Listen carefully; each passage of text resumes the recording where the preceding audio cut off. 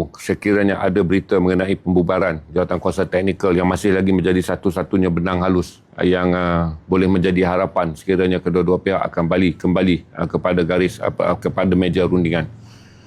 Dengan serangan semalam yang skala dia sangat besar ke atas Iran, dan Iran juga membalasnya pada malam tadi, dan Iran membalasnya kemarin di Jordan dengan menyebabkan 2 lagi kematian tentera Amerika yang berada di pengkalan mereka.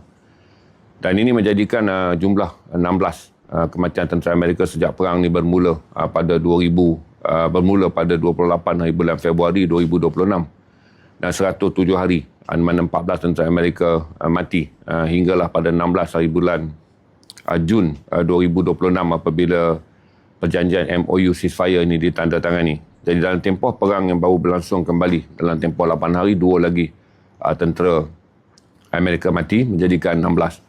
Manakala lebih 3,400 orang penduduk Iran meninggal dunia daripada perang bermula, yang mana kalau kita cantumkan dia ada 107 hari perang, dan hari ini adalah hari yang ke-30 lebih ceasefire. Berarti ceasefire ni kita boleh anggap sebagai gone case. Pemerhati mengatakan sekiranya angka harga minyak melepasi $90, berarti canakan kenaikan akan berlaku pada kadar di luar paras psikologi. Mereka meletakkan paras psikologi, maksudnya apa? Paras berkeyakinan akan adanya penyelesaian perang, ada $90 ke bawah. Berarti harga dasar hari ini dah lepas 90. Kalau tuan-tuan mengikuti laporan JP Morgan ataupun Morgan Chase Bank, meramalkan bahawa harga kemungkinan akan mencapai 100 ke $110 USD pada 1 hari bulan September, iaitu kira-kira sebulan daripada sekarang, sekiranya krisis berpanjangan ini menjadi tidak menentu, dan dengan keadaan Iran bertindak lebih agresif lebih daripada 107 hari yang lalu ketika perang bermula dengan memasang periuk api dan mengaktifkan semua periuk api bawah laut, dan juga serangan drone ke atas kapal-kapal yang melintas, termasuk 2 kapal semalam milik Amerika Syarikat yang ditawan. Dengan penyusutan daripada kebiasaannya 145 kapal minyak melepasi Selat Hormuz setiap hari, menjadikan dia membekalkan 20 juta barel minyak kepada pengguna antarabangsa atau mewakili hampir 20 ke 25% bekalan sedia ada, tetapi tidak dinyatakan jumlah kapal yang membawa nitrogen ataupun pembekalan gas baja yang menjadi keperluan 25% daripada penggunaan baja di dunia. Yang keluar daripada Selat Hormuz secara puratanya adalah minyak yang diimport ke pasaran Asia. Begitu juga baja yang dikeluarkan daripada Selat Hormuz secara besarnya adalah kegunaan daripada pasaran Asia. Bila sebut Selat Hormuz, bukan sahaja minyak yang keluar daripada Iran. Ini adalah juga yang keluar daripada negara-negara yang berada di pinggir Selat Hormuz yang menggunakan pintu laluan tersebut. Antaranya adalah Kuwait, Bahrain, Arab Saudi, Qatar, UAE dan juga Oman. Manakala minyak Iran walaupun dikenakan sekatan pada sebelum ini, dia masih lagi menyumbang bagi keperluan pasaran yang mereka jual kepada negara-negara pembeli yang tidak takut pada sekatan Amerika. Dalam konteks ini adalah China. Jadi apa yang boleh saya beritahu pada tuan-tuan, bahawa salah satu daripada apa yang disebut sebagai serangan 3 serangkai ke atas ekonomi dunia menjadi bertambah buruk. Dengan satu adalah saya dah cakap harga minyak yang akan memberi impak yang sangat besar kepada industri pertanian, selain daripada industri komersial, kemudian baja yang akan memberi impak sangat besar apabila penyusutan pengeluaran baja daripada wilayah Selat Hormuz yang dijual ke negara-negara Asia, terutama pengguna-pengguna utamanya Thailand menggunakan 70% baja daripada bekalan gas yang datang daripada Selat Hormuz. Begitu juga yang digunakan oleh Vietnam 50%, Indonesia menggunakannya 50%, Filipina menggunakannya pada kadar 50%. Jadi dengan semua negara-negara ekonomi utama ni mengalami 2 perkara, iaitu satu adalah meningkatnya kos operasi industri pertanian apabila harga diesel meningkat, meningkatnya harga bekalan baja berikutan dengan penyusutan bekalan akibat perang berlaku, dan ketiga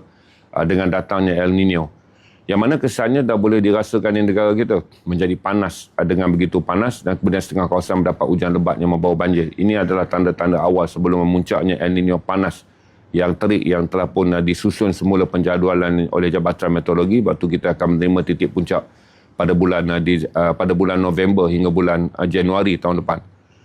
Itu saya update tuan-tuan keadaan yang sedia ada di Gaza.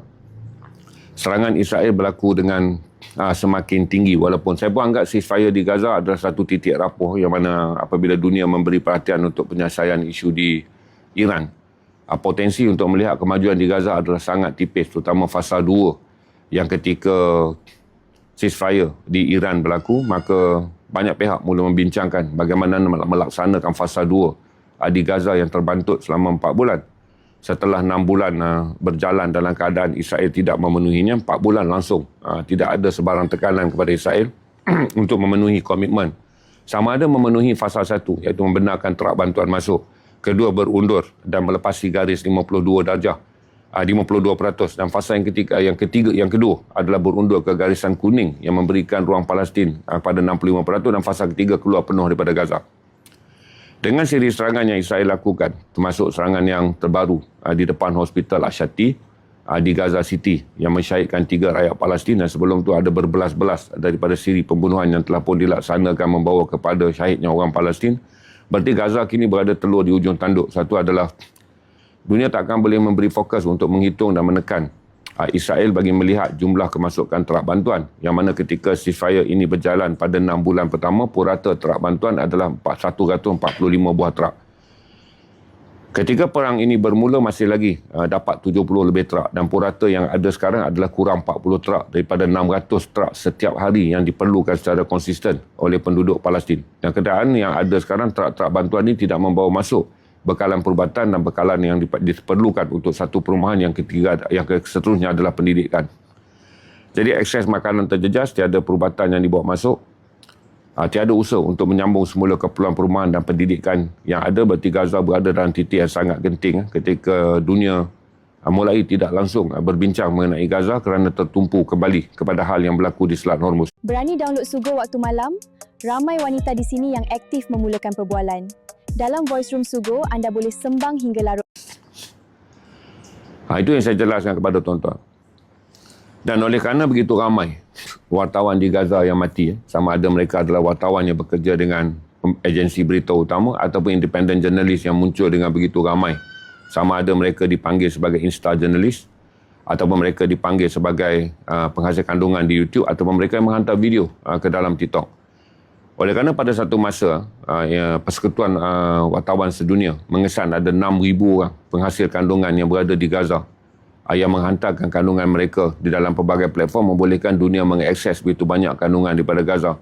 Tetapi sekarang jumlah kandungan tersebut menyusut dengan begitu besar. Satu adalah shadow ban yang dikenakan oleh media-media utama yang dibeli oleh Israel untuk menghalang merebaknya kandungan pro-Palestin, bagi mengekang dunia mengakses kandungan pro-Palestin. Jadi dengan ketiadaan banyak kandungan serta melemahnya sistem sokongan repost ataupun share, menjadikan ia berada dalam keadaan yang lebih perit sekarang. Dan lagi satu saya jelaskan kepada tuan-tuan, oleh kerana yang tinggal adalah jumlah wartawan yang ada dalam media rasmi. Media rasmi ini wartawan Al Jazeera, wartawan Al Arabi, media rasmi.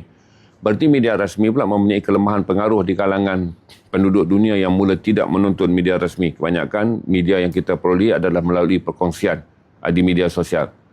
Jadi itu salah satu lagi tanda menguncupnya seluruh pengaruh dan juga perbincangan mengenai Gaza apabila berlaku perang di Iran. Kalau tuan-tuan lihat sekarang pun, tuan-tuan buka semua platform antarabangsa, sama ada yang pro-Islam ataupun yang bukan pro-Islam, perbincangan yang paling besar adalah keadaan yang ada di Iran. Itulah saya update tuan-tuan adalah ringkasan hari ini. Siapa yang follow boleh kata follow.